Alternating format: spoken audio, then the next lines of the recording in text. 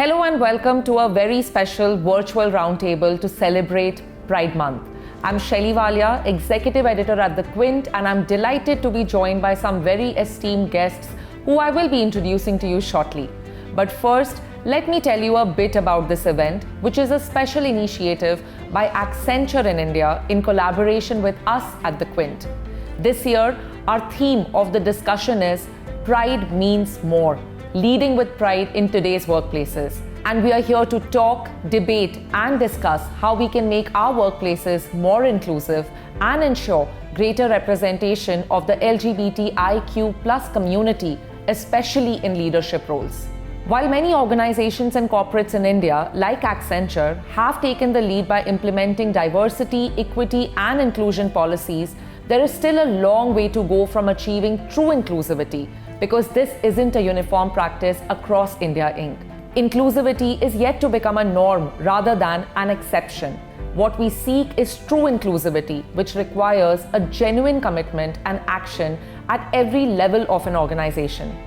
With that context and an understanding that India has a long way to go and we have a lot of catching up to do, we want to put the arc light on people and organizations who are ahead of the curve and doing the right things. The learnings from them are something that can be emulated by others, which we believe can have a cascading effect. So today, we will reflect on the progress we have made towards the LGBTIQ+ inclusivity in the corporate world, but also acknowledge the challenges that persist. Without any further delay, it gives me great pleasure to introduce to you our panelists for today. Joining us is Zahara Fernandez. Zahara is the Managing Director, Global Delivery Leader and Pride Sponsor for Accenture in India. A month ago, she celebrated her 6th year anniversary at Accenture. Next up, I would like to introduce Ramkrishna Sinha. Ramkrishna is the co-founder of Pride Circle, an organization that conducts job fairs for the queer community. Pride Circle has placed more than 750 people over the past 5 years. Next up is Bonita Rajpurohit. Bonita is the first trans woman to lead a Bollywood film. Her film was recently released in April. Lastly, we have Divya Srivastav. Divya is the head of rewards and EDI, Equity, Diversity and Inclusion at Unilever South Asia. Thank you all for taking out the time today. Before we get into the discussion, I want to show our viewers a short video. Just to give you some background, for Pride Month, we at the Quint urged our readers to share with us anecdotes from their workplaces. Even as their responses have inundated our inbox the last few days, we've put together a few of them to highlight their experiences and their responses from the workplace. Do take a look and let's discuss this after we watch it all together.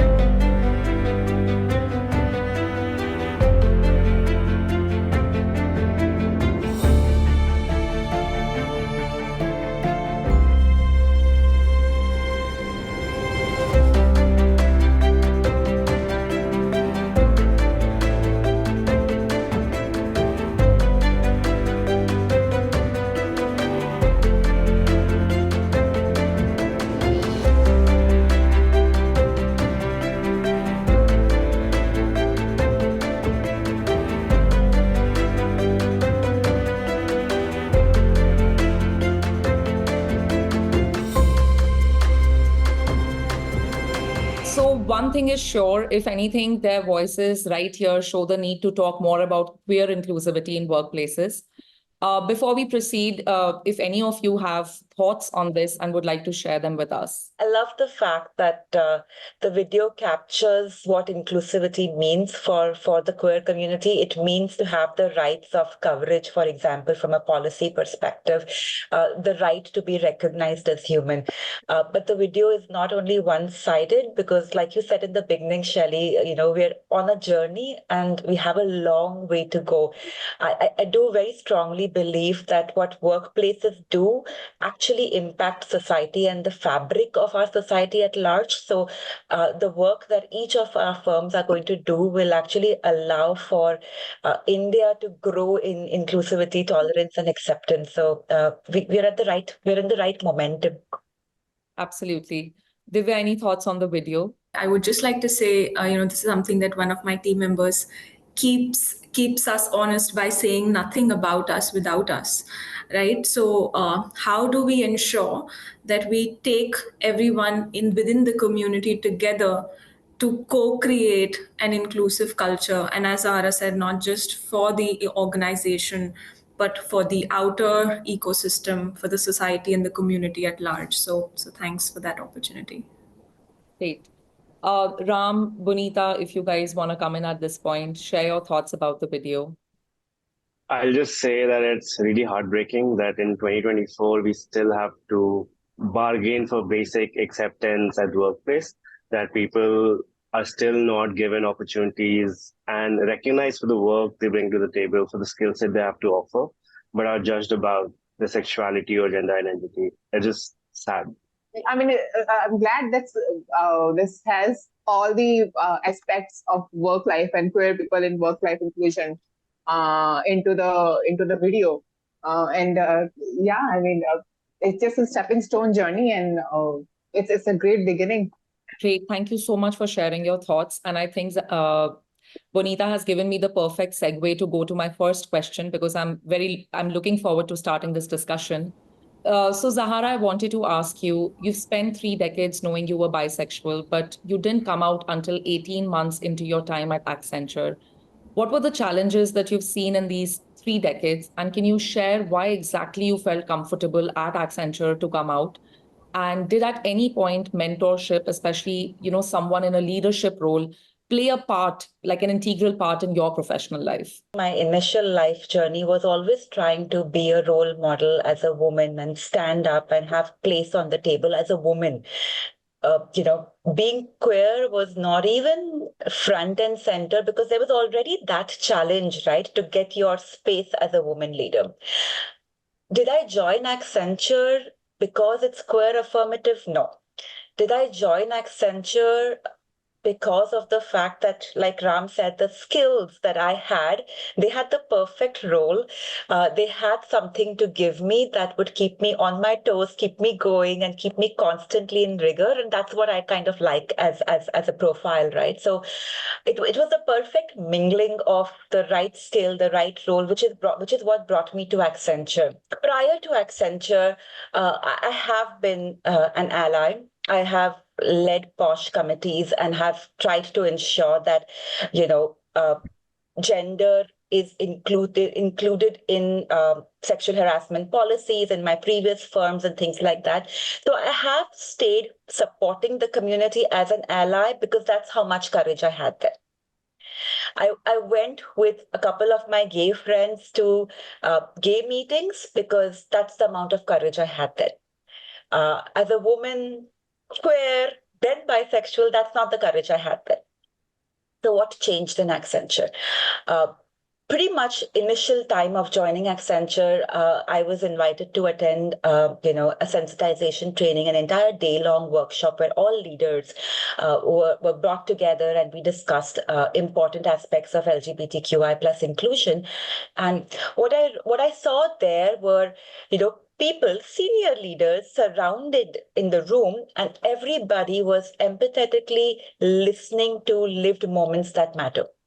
They were listening to stories and were reflecting back about what this means of what kind of a parent I need to be at home because the world and the landscape is changing. And I was like, wow, I have never heard that in work life before. Like, I have heard, how does their sexuality matter? their sexuality is personal. I've never heard this thing about the fact that, uniqueness matters. Uh, and so I think that was one of the triggering points for me, right? To say that here's a workplace which is inclusive, which wants to do the right things.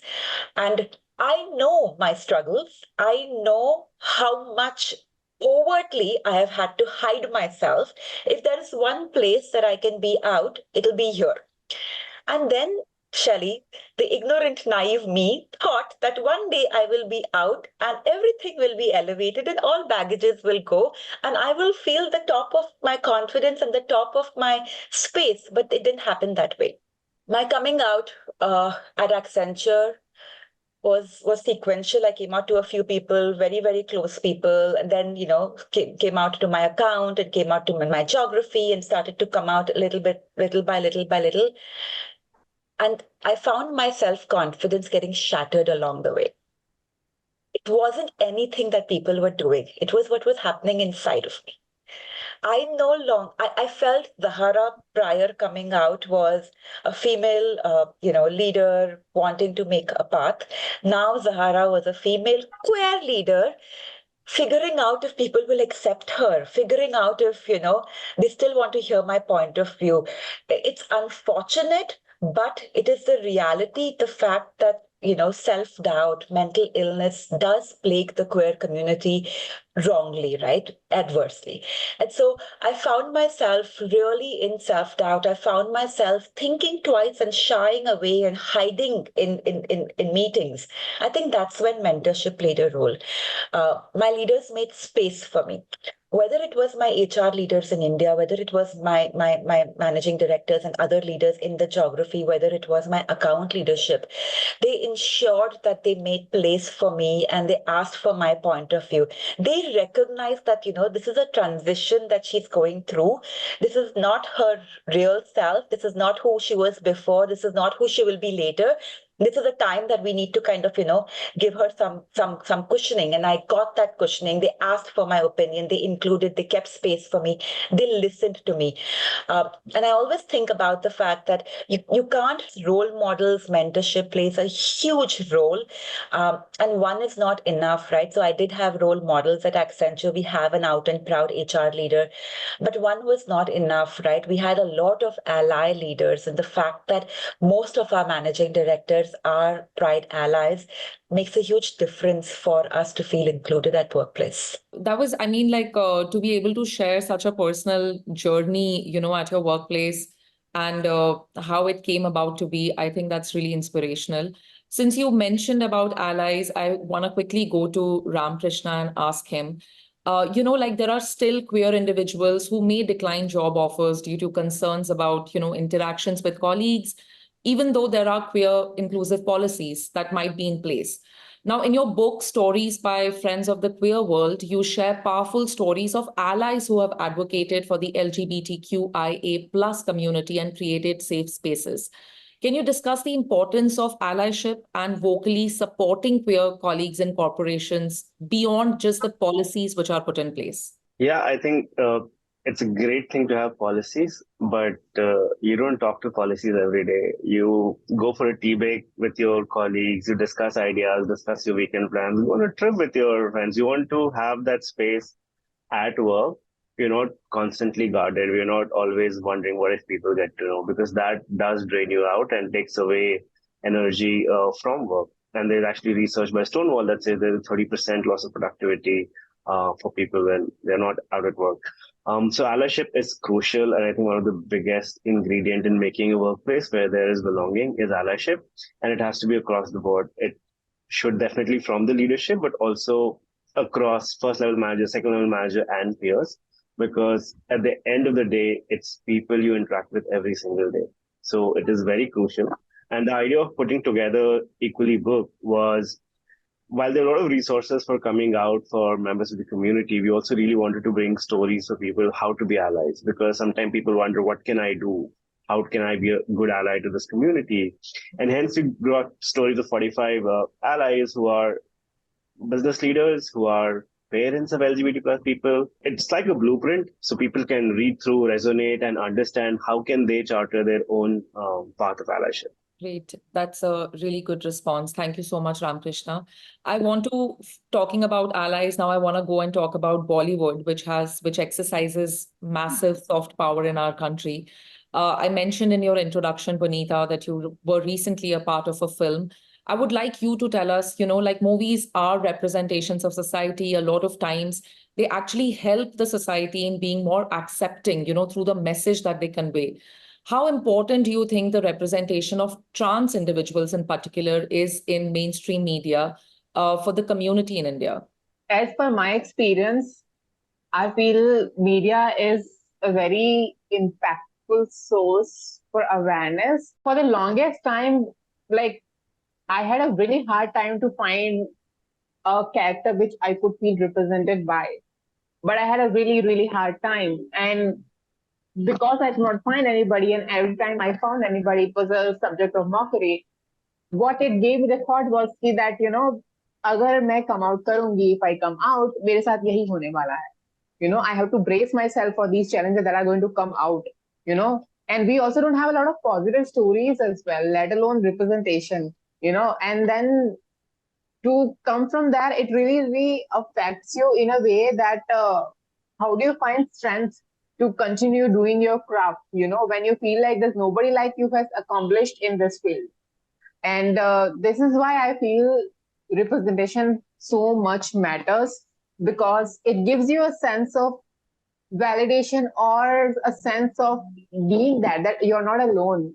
And that feeling is really precious. Even for me, the first time I was introduced to being trans woman was via a show called Taboo.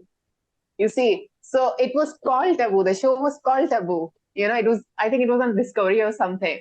But I still got to know about myself. I had a different perspective about it, and I got to know that, people like me exist, even though it was considered as a taboo. But just to see someone like me on the screen gave me such a boost in my life that, it gave me a complete freedom into knowing authentically who I am. Thanks so much, Bonita. I want to come to Divya now. I mean, we were talking about allyship earlier, and I would like you to talk a little bit more about it, but particularly talk about, like how do you at Unilever engage with employees who may not identify as queer to create a culture of allyship and support? At HUL, inclusion is truly at the heart of all that we do.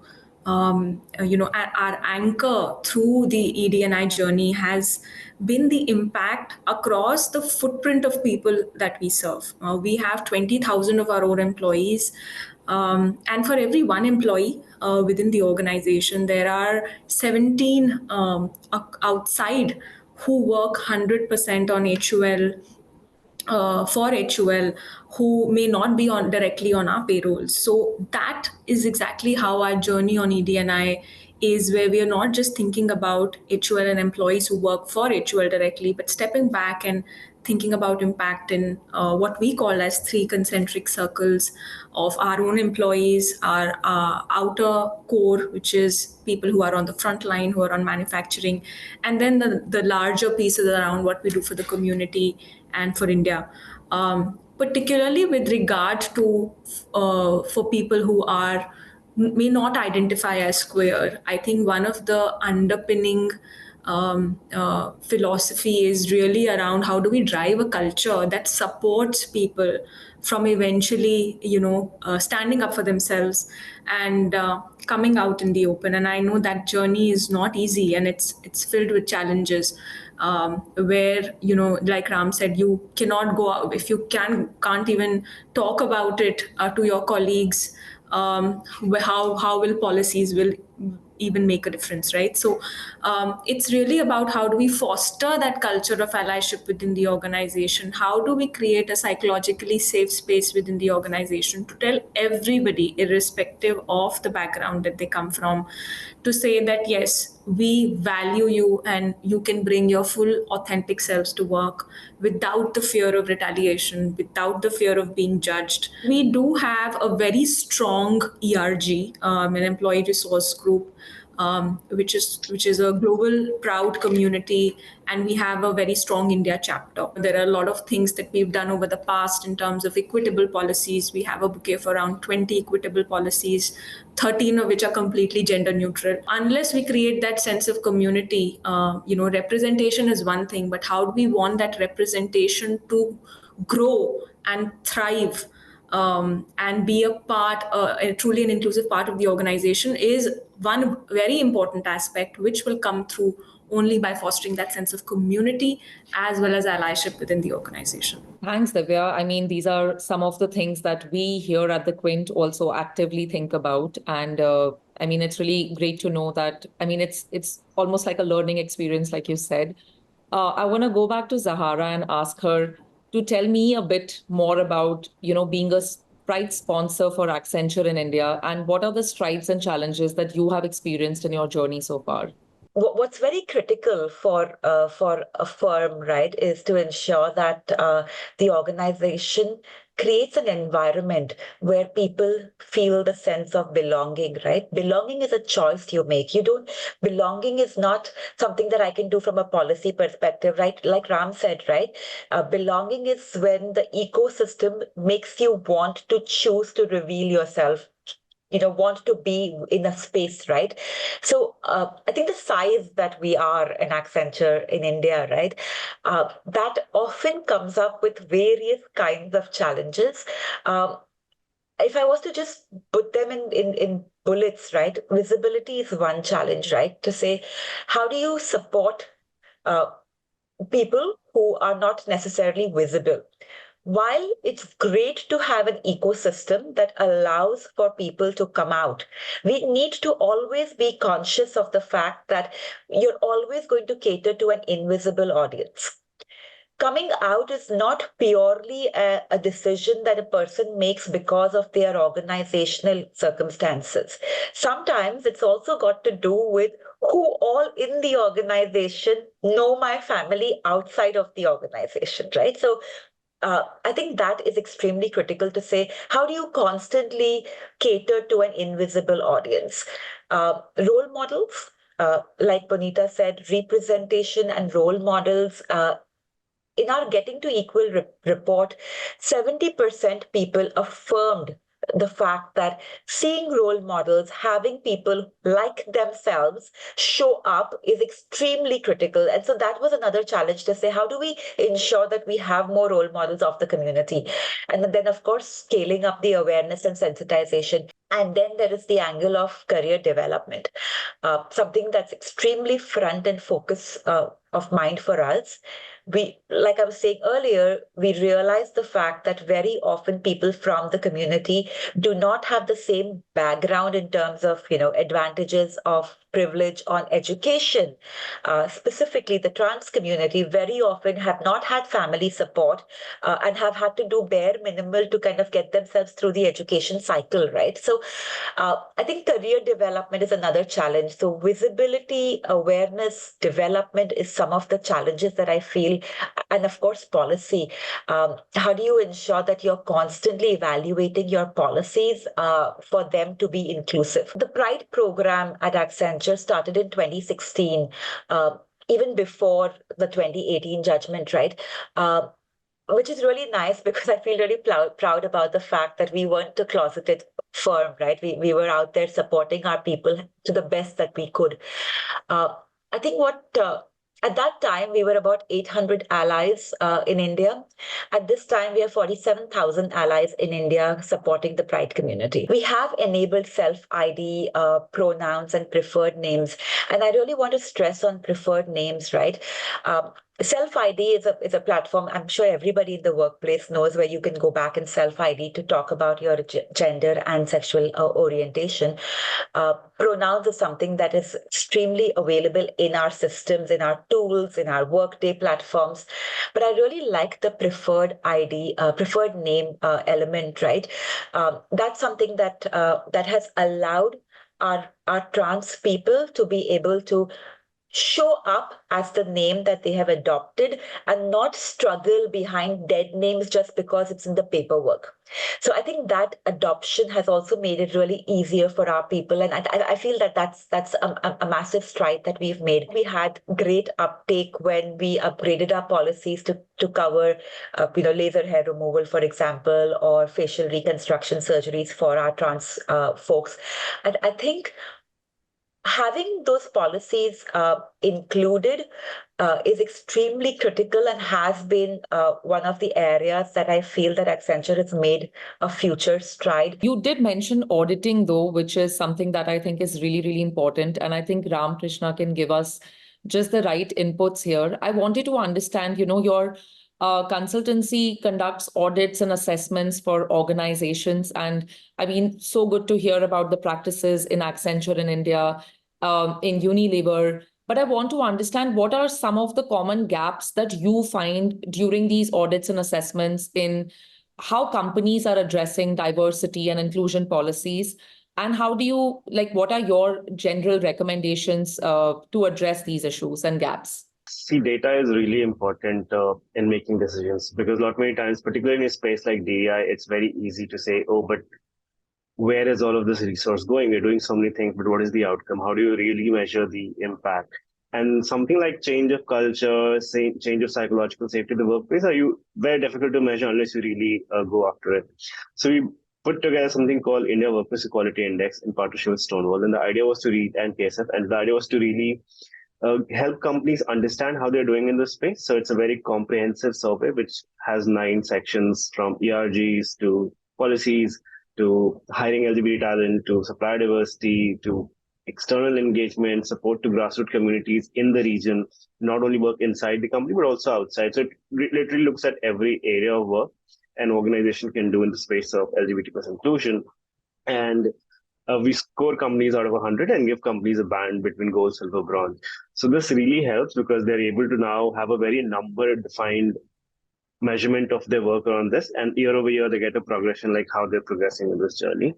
They also get to benchmark with their peers, like how they're doing compared to other companies. So it's a really bit of healthy competition going on, like, oh, we had a gold this year, or we are silver this year. It really incentivizes and celebrates the work, because I also want to acknowledge that it takes a lot of work to really make progress around topics of DEI. So this is about giving people the tools and resources and a framework. Now, as a company that wants to start this journey and don't know what all can we do, you have a set framework of these are the 5-10 areas of work that you can do. And based on your appetite and your interest and your size and the kind of industry you are, where you're located, you can pick these pieces of work. To our Rainbow Bazaar platform, which is an e-commerce platform for LGBT businesses, the idea was to really connect companies with people who are running businesses from the community, so they can include them in their supply chain and help them grow their business. Then other aspects is self-ID, again, is something not a lot of companies do. Again, it helps you to measure data about what percentage of people are within the workplace. Let's say your self-ID says that you have 3% staff who are LGBT+, but in your actual experience, you have rarely 1 or 2 people out at the workplace. So that also gives a data point to see how they are feeling psychologically safe or not to come out at work. Amazing. We are talking about how we are doing things within the workplace, but also the nature of workplace has changed thanks to COVID. So, in a hybrid setting, in a remote setting, I wanted to ask Divya, Unilever has a strong focus on innovation.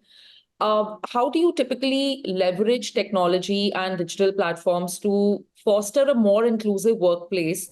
But if you can talk a little bit more about, how are you doing this in a remote or a hybrid setting now? Prior to COVID, through COVID, and now, I think we are all looking at multiple aspects of how we can encourage our employees to contribute their full selves to work now, whether they be coming to office a few days a week, or whether they are hybrid in a setup, or they're completely on site in manufacturing and frontline roles, or they are fully remote, right? So we have multiple aspects that we as an organization have to grapple with and understand to how do we make it fully accessible to everybody. A few things that we are doing to ensure that, again, we are including everybody in the journey is around the use of technology. And within that, Definitely, there are virtual platforms that we have which are calendarized in the course of the year.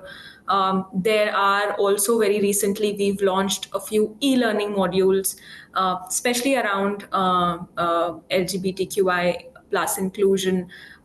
We have something called Curiosity, where we had actually launched it last year, and then this is a 2.0 version, where we are using that platform through our e-learning module to create much more awareness around the queer community.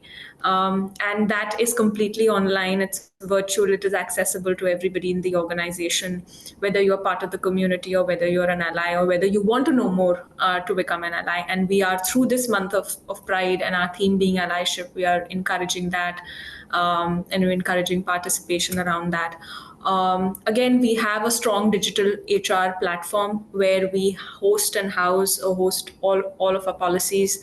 Sort of our equitable policies are there, resting on the platform, but we also do very conscious communication campaigns around not around educating them, educating all of our employees across what's in it for them, what is it that they can know more about. If there are any policy upgrades we do, any new launches that we do, we make sure that we touch every employee to let them know through digital means that, look, there's something new here.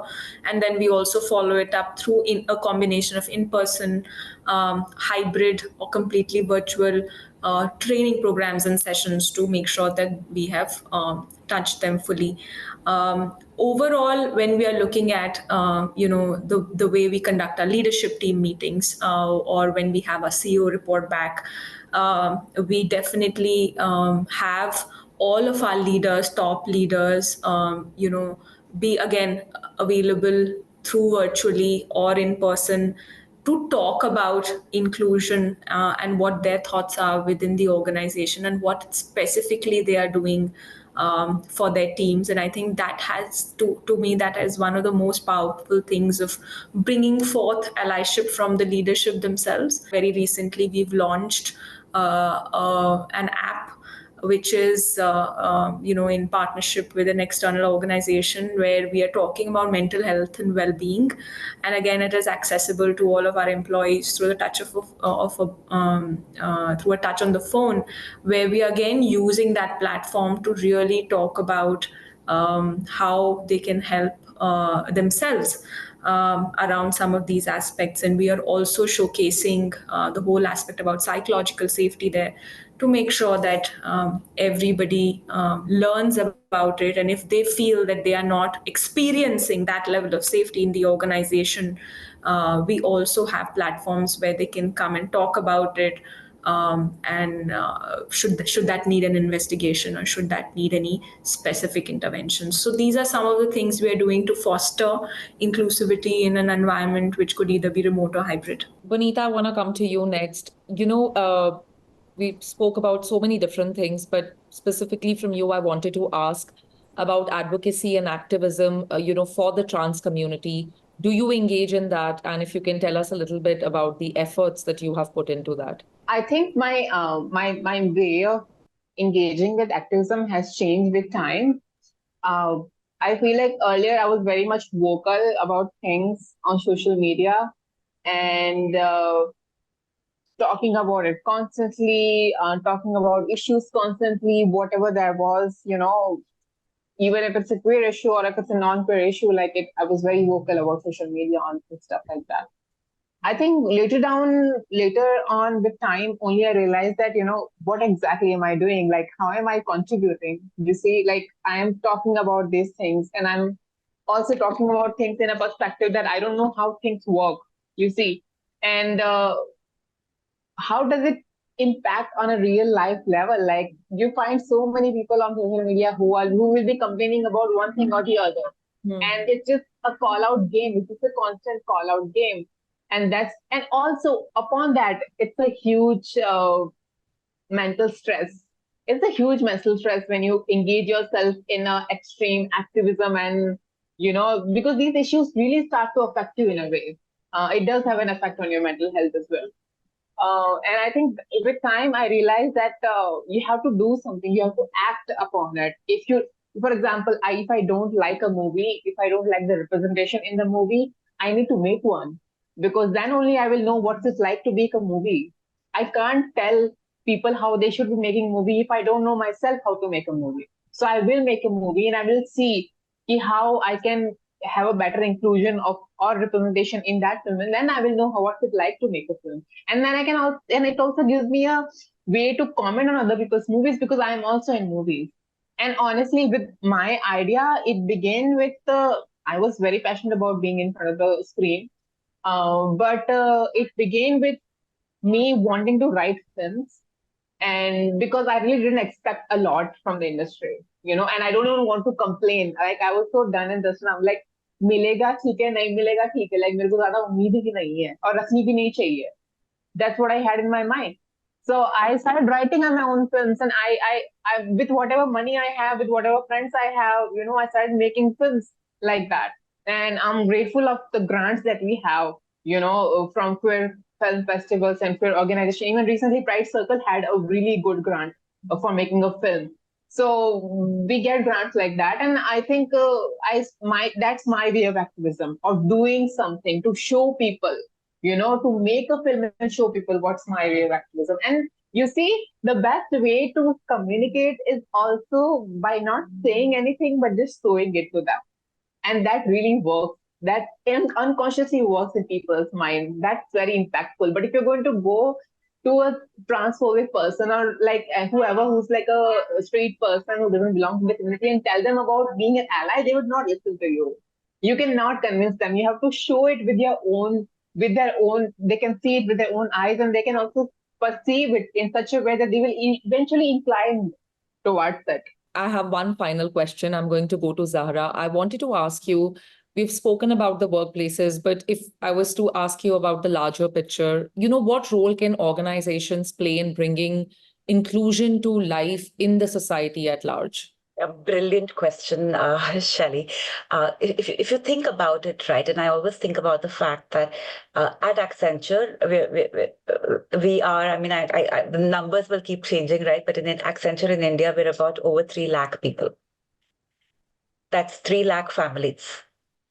That's 3 lakh people plus our support staff, which means our security guards, our cab drivers, our workplace teams.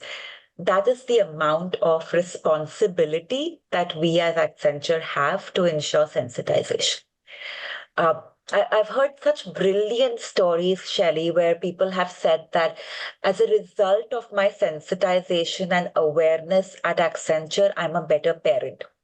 As a result of the conversations I have had at Accenture, on dinner table, my conversation with my 86-year-old mother is about why it's all right to be a lesbian.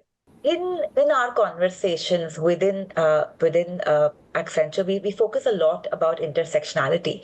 And so, Rainbow Parents, I spoke about that multiple times. I know I wouldn't say anything more about it, but Rainbow Parents is one. Pride and disability, pride and mental health, those intersectionalities, pride and women, right? Those intersectionalities make it real for us to be able to impact lives of our people, and for conversations to go outside into the society at large. I think the element that makes it really impactful is when our people come back and say that it's not really just my leaders, but I also like when I walk into the Accenture office, while outside people are looking at me, when I walk into the Accenture office, nobody turns around and looks at me. Thanks so much, Zahara. If any of you have any final thoughts on everything that we discussed today, I had a lot of fun.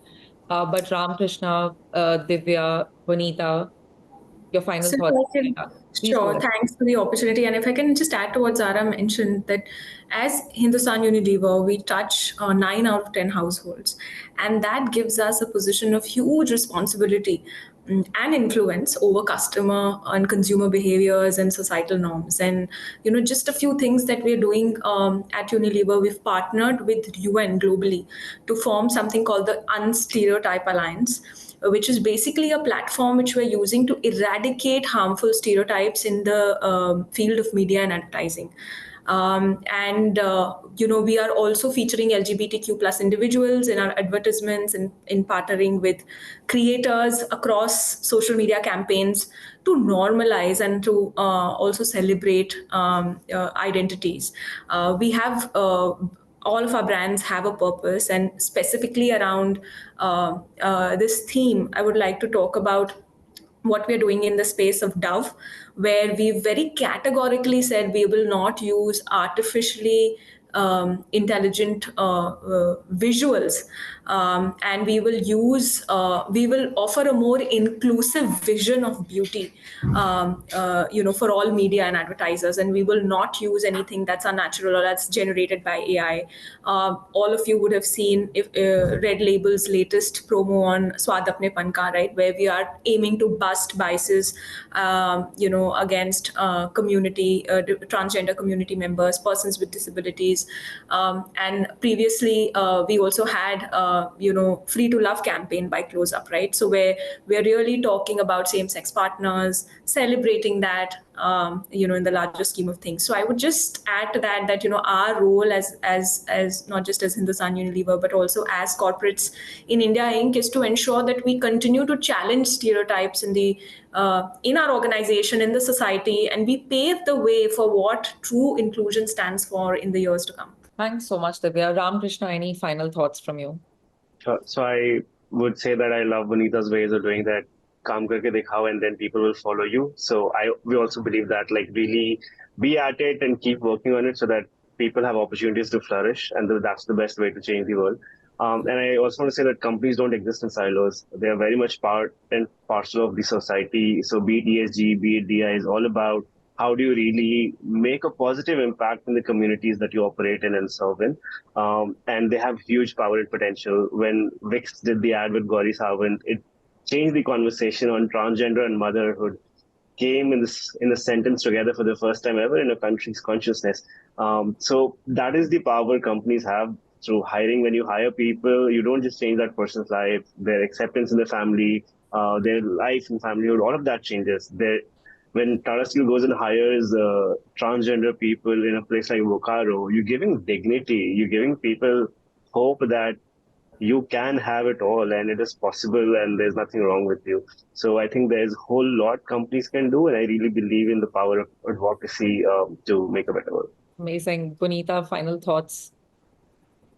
What else are you going to show us the next time? Show and tell. As Ram said, like basically, you are not just changing one life. To add on to that, you are changing the generational life in a way because you're giving them dignity, which is not so much common to see amongst trans or queer people. So that example helps a lot of parents. For me, when I was coming out, I was having a really hard time to show what are the examples like me, because we have not been given a lot of chances to live a life with dignity, especially trans people. And my parents are more concerned about if I come out as a trans woman, how I'm going to live, And if I don't have positive examples like that who are living their life with dignity, who are recognized for their skill set or their expertise, without that, it's not possible for me, for my parents to also understand that I can also live the life the same way without them having concern regarding me. Thanks so much, Bonita. Thank you so much. I've had some, I'm taking myself away such great learnings from you all, from all of you. Thank you so much for this enriching discussion. I really would like to thank each one of you for your insights. There were so many takeaways from your learnings, from your experience. As we close this discussion, I would just like to say that, we do need to talk about inclusion much more regularly, not restricted to 1 month of the year, because only when we talk about inclusion, speak about it on a more regular basis, make it part of the regular conversations, is when we will start identifying these problem areas and find solutions which can actually be implemented to make an impact. Thank you so much for watching this special roundtable. Pride means more, leading with pride in today's workplaces. Organizations will no doubt play a key role in making workplaces more inclusive, but remember, It has to start with you. It has to start with me. It has to start with each one of us.